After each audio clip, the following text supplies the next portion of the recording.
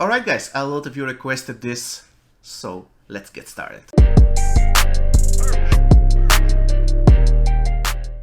Hello guys, and welcome to another MK Mobile video. Guys, today we're ranking all gold cards in the game. Just before we start, I want to let you know that I'm a little bit rusty with the gold cards. I haven't played with the gold card for a long time.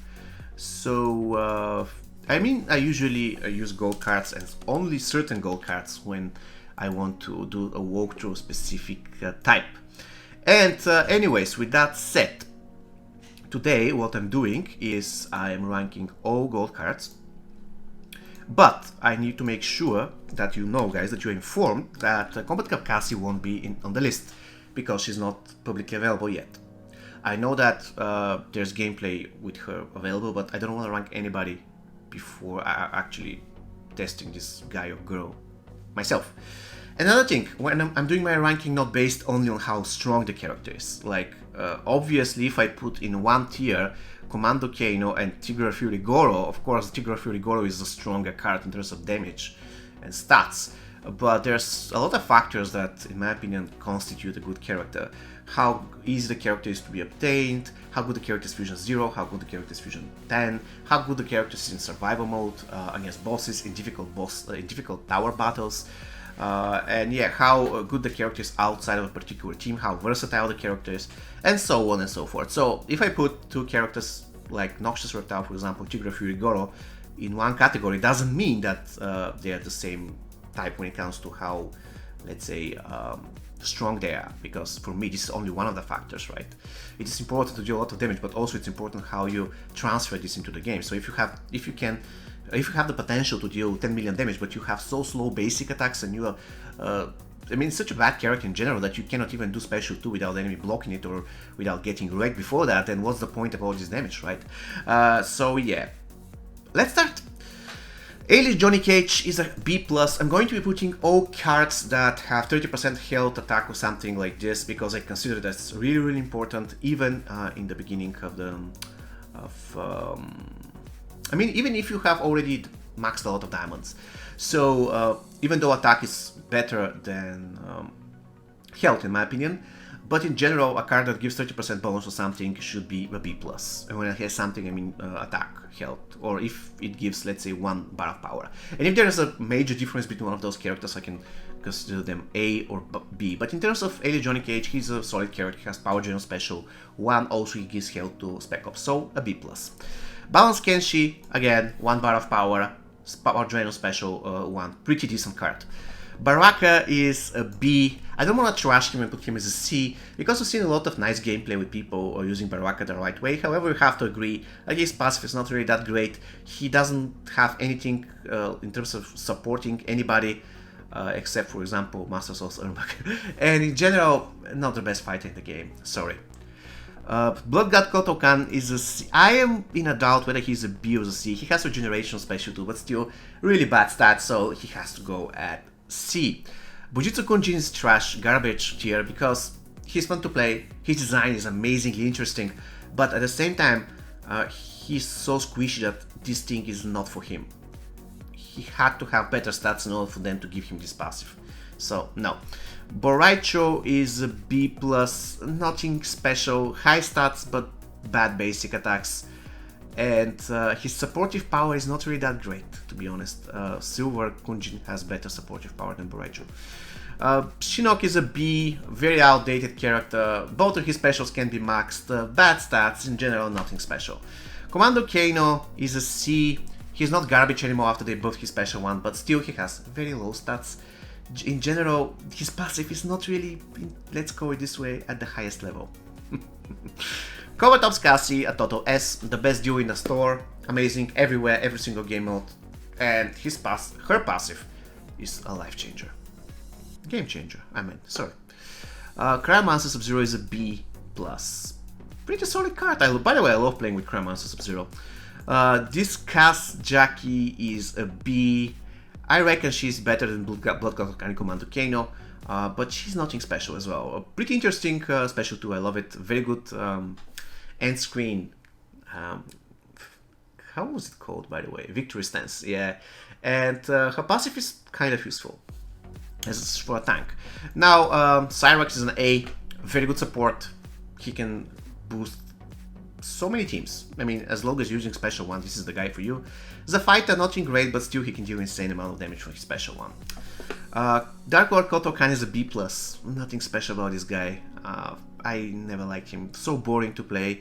His passive is just okay, but in general, low stats, low damage on special 1, special 2. So, no, sorry. Dark Raiden is an A+. Amazing fighter, he doesn't require block breaker. Unfortunately, his special 1 can be blocked, which is not the case for the other Raidens. His special 2 isn't blockable, gives tons of power for the enemy and doesn't deal a lot of damage. In general, his stats are low, and when he corners the enemy now, his chaining doesn't work, which is a shame.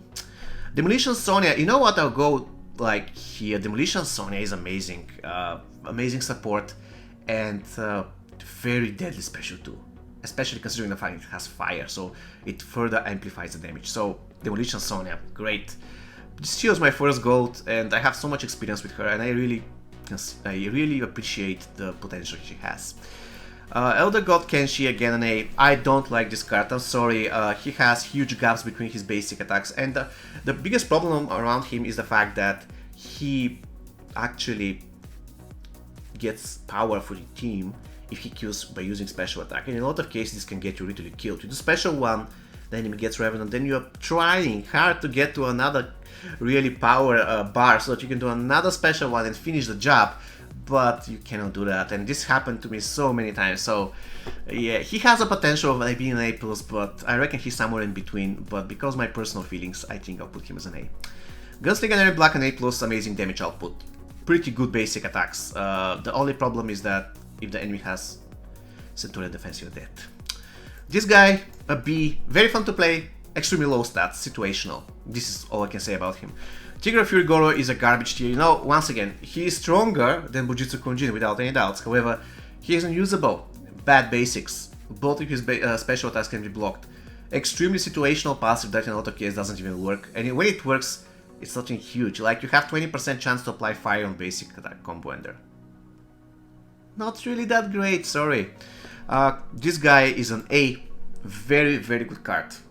He has the Ice Clone. Extremely good. He can chain special 1. Freeze. Yes, his special 2 also deals insane amount of damage. This Hanzo is an A+. I have certain problems with him. For one thing, his passive sucks. Not really horrible, but still nothing impressive compared, for example, to Covertop's passive. He has terrible gaps between his basic attacks while he swings, and you can interrupt him without any problems. And last but not least, he doesn't require block break, but that's the ironic thing, because in a lot of cases, if you don't require block break, you have unblockable special attacks. This is the reason why this thing works on Raidens. You do unblockable, I mean, you're doing the basic attacks while you get your power bar filled, and then you unload special 1 or special 2, which is unblockable, and that's okay for you. But in this case, you have to break the enemy block, because his special 1 and special 2 are not unblockable, so it's kind of bad for him not needing block breaker, because at the end of the day he does need it. Alright, Hat-Trick Kung Lao B+, support, useful, special 2 has snare, so why not. This guy, B+, he used to be the absolute best guy in survival mode, so in not survival mode but in factional or quick mode, so I would put him here.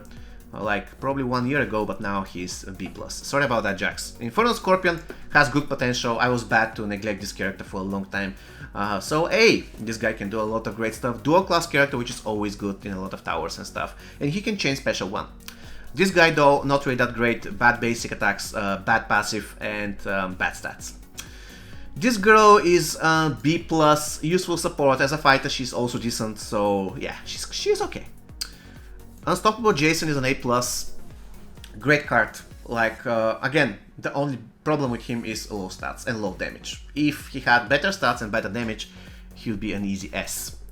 Kintaro is a C. The only difference between him and Goro is that Kintaro at least has unblockable special 2. At least. So, I wouldn't put him as a total garbage. Jade, not a lot of experience with her. I'll put her as an A+. Because I cannot decide between A and A+, and I'll put her as an A+. So, very fun to play, and if you have a lot of speed buffs, she's insane. But I don't really have a lot of experience with her, I'm sorry, so I'm just guessing at this point. Classic Noob Saibot is an A. he's just okay. Very powerful special too. However, his special one is useful, and he has good synergy with a lot of classic teammates. Unlike classic Sub-Zero, who is really, really bad. It's like this guy, his special 2 doesn't really pay off, even if you manage to stack it 5, 6, or 7 times. And this is all about this character. Unlike classic Noob, who has a lot of things written in his passive, this is all about classic Sub-Zero, his special 2, but his special 2 doesn't pay off. The only place where it will pay off is in boss fights, but I've never seen anybody using classic Sub-Zero in boss fights and being successful with that. In survival mode, you're going to trigger revenants and stuff. It would be good if they buff it in a way that if you kill an enemy, and if you are in the third attempt of his special 2, you can continue doing it on the next enemy who tags in. That would be great, but so far, this is not the case. Classic Scorpion though, Total S, despite his low stats, amazing, everywhere, every single game mode, unvaluable passive. Great special one that deals crazy damage. So yeah, Classic Ermac is an A+, and the reason why he is not an S is because while he's great against bosses, even in Fusion 0, Fusion level 1, and the other game modes, he is not that great. He's good, very good, but not that great. While all the characters in the S, they're great everywhere, with some tiny exceptions. We're going to get to that later. Classic Smoke, absolutely great. Special 1, Special 2, passive, amazing, stats, amazing. Great, great character. Classic Sonya is an A. I don't really mind the fact that she has one combo ender. In general, her special one follows pretty smoothly after her combo ender, so she's pretty good. I reckon she's very good. Yeah, in the previous episodes of this, I believe I placed her lower, but I think she deserves to be at least an A. Classic Kano though is a B+, very squishy. Despite of that useful special attack buffs and debuffs. Actually, does he have even a buff? But anyways, he has also interesting passive, but his stats are so low. You can literally delete him with one special one. Classic Mileena S+, I'm sorry, A+, because she works in Fatal Battle. What's wrong with me today? She works in survival mode, perfect. She's the queen of survival mode. But everywhere else, she, for example, in towers, boss battles, and difficult tower stages, she's not really that great. So the only reason why she's not an S.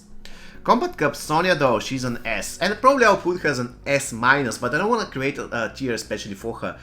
Her only problem is that she's kind of useless against bosses. Everywhere else, she's invaluable. Even in towers, difficult stages, she's great. But against bosses, you can simply remove her because she's not that great.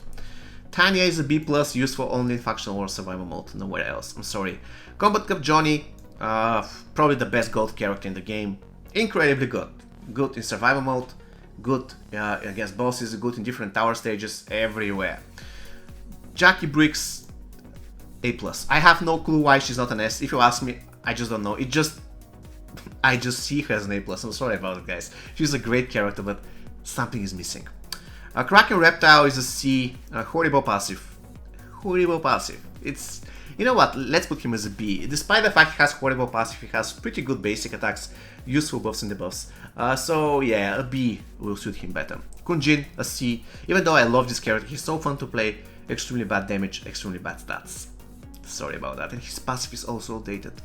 Mileena, B+, situationally useful, but in general, not that great. Kitana is an A. Good stats, good damage on her special one, and very useful passive. So, like Demolition Sonya, she is a little bit higher than the other guys at B+. Master's Ermac A, another very useful card that can be used from Fusion 0 to Fusion 10. At Fusion 10 you can even pair him with diamonds, even though he won't be doing a lot of damage. He can provide shield for your team, or he can do 2 snares, and those are both great. His special deals great damage, by the way. This guy is a B+, again, support type of character. This guy is a C. He can be useful sometimes, but nothing special. Nuchizu Scorpion, B+, again, for the same reason. And I just put Kotokan by mistake, but they both share B+, because they're doing basically the same thing. Pharaon Ermac, B+, useful character, but I don't think that he can offer a lot in many game modes. So Mileena, situationally good, so she's a B. Possessed Kenshi is a B, nothing special. Stun Double Johnny Cage is a B, even though he has very useful passive. The problem is that if the enemy resists the stun, which happens quite often, then you're in a lot of trouble. Because, again guys, this Johnny Cage has so low stats. Triborg Sector is a B+, useful character in a Triborg team. Outside of a Triborg team, just good but nothing special. Kunjin, again, a B+. Oh my god, why I'm dragging also the wrong characters. This Cassie is a B together with Jackie. I don't know what to say about her. Her passive is just okay. Absolutely nothing special, but just okay. And she has kind of okay stats. Again, low, but not that low. And her special 2 is kind of funny, so I consider her as a B. Kung Lao is an A. Very underestimated card, but if you play correctly with this card, you can achieve so much things. Slasher Jason, total S. Of course, the only problem with Slasher Jason is that he isn't amazing against bosses, and he starts to be really cool at higher fusion. So he's not really like Sonya, good at Fusion 0. But you know, none one of these characters here is absolutely perfect. They come close, but none of them is perfect. Shaolin Master Kung Lao is a garbage. His passive is...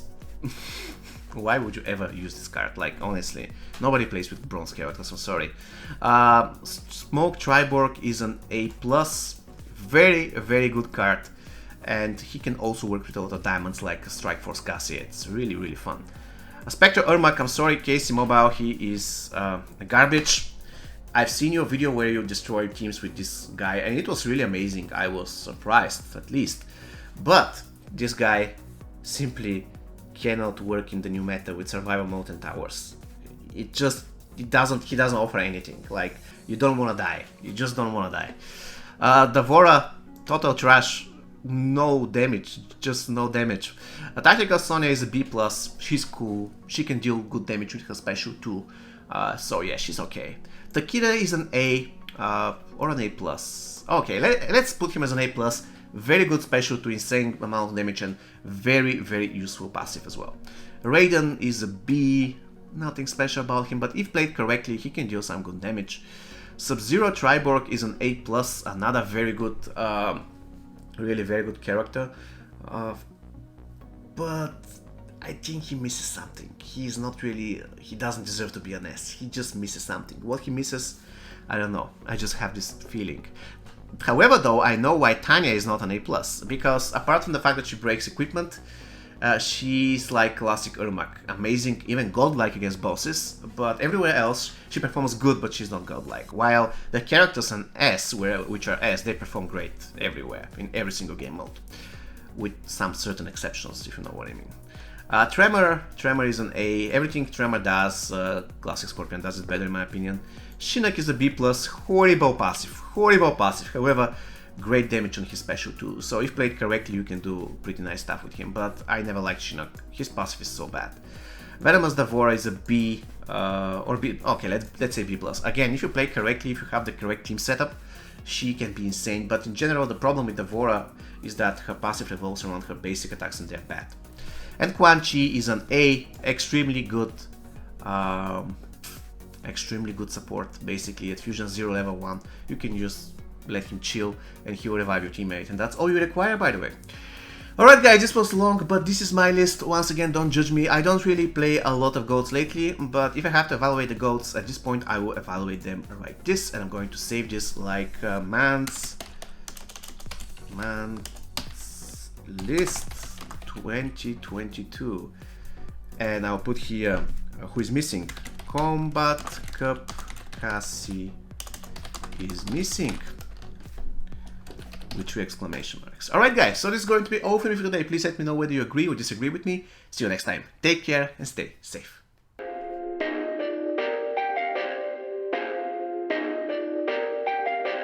Perfect.